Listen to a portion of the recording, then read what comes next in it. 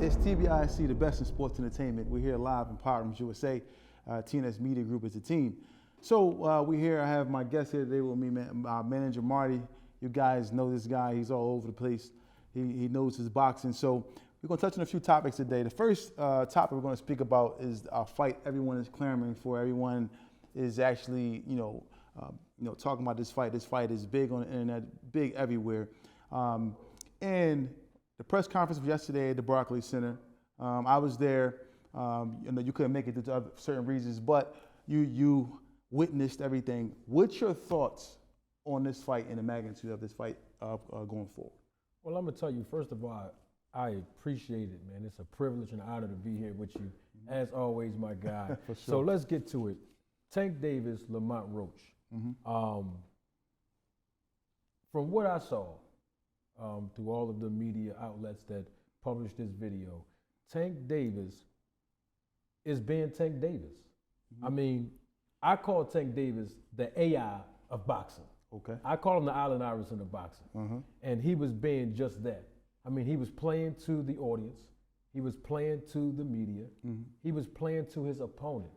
I mean, one of the things that Tank does very well, and I think this is always understated, is that he gets into the minds of his opponent.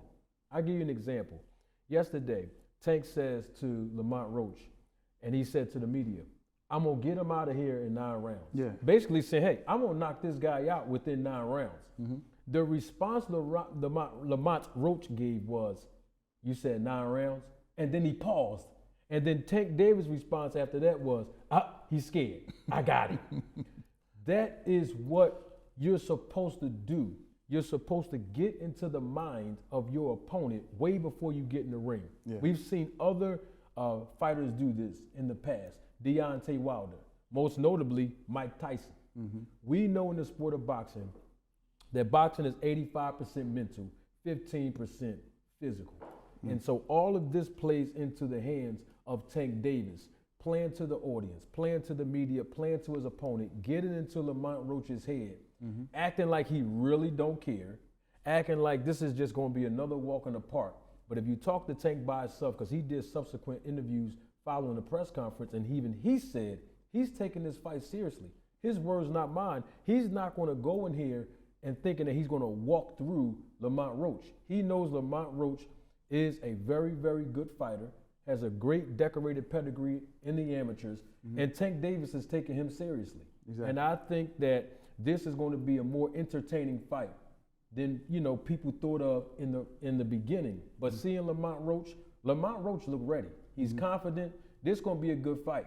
We're going to see. And here's the thing: even if Tank don't knock him out, so what?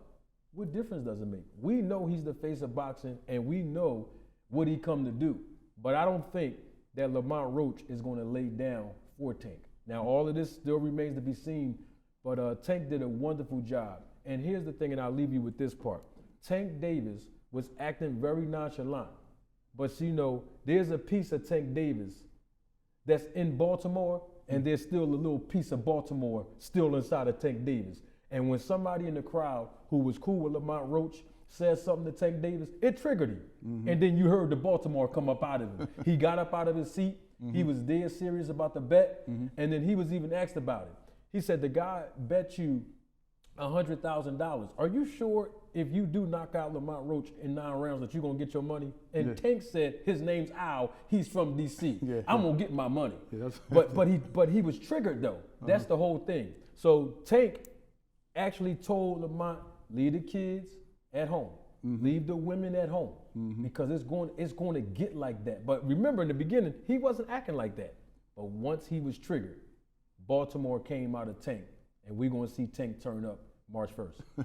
Another question. So do you think, just based off of Tank's amazing knockouts, the streak that he's on as far as knocking everyone out, knowing fighters like to fight, but do you think that this takes a little bit of edge off of fighters, this kind of intimidates them, knowing that this guy is coming for a knockout, or he's been knocking everyone out? It can be very intimidating. But here's the thing that eased the tension from the intimidation of fighters. The check. see, that's what eased the intimidation. Is I know that there's a big risk getting in this ring with somebody like a Tank Davis. But when I wake up from my sleep, I'm gonna go cash the check. And that's really what it's all about. And I'm not saying that he's gonna run through Lamont. Yeah. But I'm not gonna be surprised if he knocks out Lamont. The bottom line is, if he does knock out Roach, when Roach wake up on Sunday morning, he's gonna be laughing straight to the bank because the check is gonna be there. Yeah, so, yeah, listen, ladies and gentlemen, we'll see what happens going forward with this fight, man. Stay tuned. I believe there's another press conference coming soon in D.C., I Tomorrow. believe. Yeah, DC. so we'll see what happens. It's TBISE, the best in sports entertainment. If you need around-the-clock care, call Medicare LLC. We are concerned about your care. We are concerned about the care for your loved one. Please allow us to help. I look forward to hearing from you. Call us today.